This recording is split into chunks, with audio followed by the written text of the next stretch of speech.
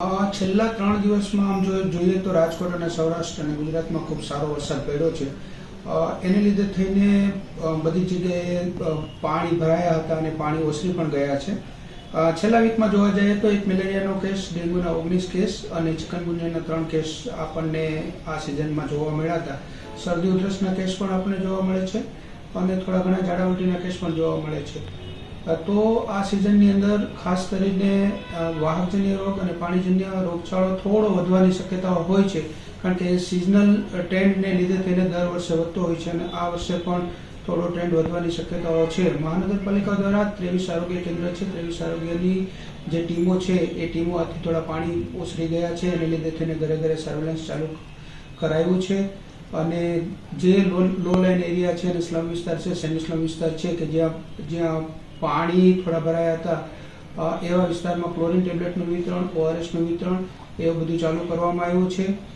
અત્યારે આમ જોવા જઈએ તો એવી કોઈ પરિસ્થિતિ નથી કે જેનાથી આપણે ડરવાની જરૂર છે, પણ સાવચેતીના ભાગરૂપે મહાનગરપાલિકાના લોકોને જણાવવાનું કે ખાસ કરીને આ સિઝન પછી મચ્છરજન્ય રોગચાળો અને જે પાણીજન્ય રોગચાળો છે એ થોડો વકરતો હોય છે, એટલે દરેક નાગરિકોને જણાવવાનું કે ક્લોરિનેટેડ વોટર અથવા ગરમ કરેલું ઉકાળેલું પાણી જ પીવું. અને ખાસ કરીને ડેન્ગ્યુ અને ચિકનગુનિયાનો જે મચ્છર છે એ દિવસે કરતો હોય, એટલે જે લોકો ખાસ કરીને બાળકો અને સ્ત્રીઓ ઘરમાં રહેતા હોય એમણે પૂરેપૂરા કપડાં, એટલે કે આખું શરીર ઢંકાય એવા કપડાં પહેરવા જોઈએ.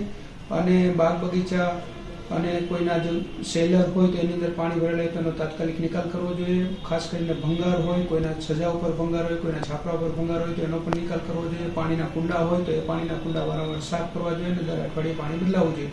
અને મહાનગરપાલિકાની જ્યારે આજે વપરાશના પાણીમાં ટીમ આવે તમારા ઘરે અને દવા નાખવા માટે આવે ત્યારે એને ખાસ કરીને સહકાર આપવા તમામ નાગરિકોને વિનંતી છે. અત્યારે આપણી 50 જેટલી ટીમો છે જે જગ્યાએ જે ડેન્ગ્યુના કેસીસ આવી રહ્યા છે, ખાસ કરીને જે વેસ્ટ ઝોન છે, વેસ્ટ ઝોનની અંદર જે કન્સ્ટ્રક્શન સાઇટ હોય ત્યાં પણ ટીમો કામ કરી રહી છે. ત્યાં પણ જે લાર્વા ઉત્પત્તિ કેન્દ્રો છે કે જે પોરા જ્યાં ઉત્પન્ન થાય છે એવા કેન્દ્રોને શોધીને એનો નાશ કરવામાં આવી રહ્યો છે. અને જે કન્સ્ટ્રક્શન સાઇટો ઉપર છે ત્યાં પણ પેનલ્ટી કરી અને દંડ વસૂલ કરવામાં આવી રહ્યો છે મહાનગરપાલિકાની ટીમ દ્વારા. સાંજ સમાચાર ફેસબુક પેજને લાઇક કરો, વિડીયો શેર કરો અને વધુ વિગતવાર સમાચાર માટે sanssamachar.net વિઝિટ કરો.